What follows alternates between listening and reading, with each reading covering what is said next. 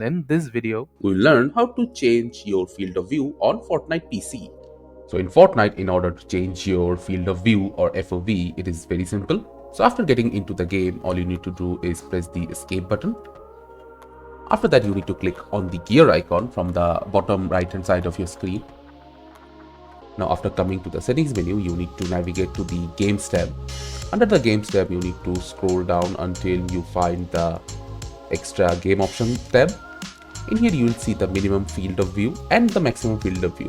All you need to do in order to increase your FOV is just maximize them to the limit that is highest possible. After that, click on apply and get back to the game. Now you will feel that your field of view has increased quite a lot. So the minimum field of view is when you aim down and your field of view gets shrink.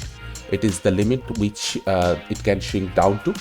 And the maximum field of view is like when you are gliding or doing a lot of accelerated stuff, which is affected by the maximum field of view.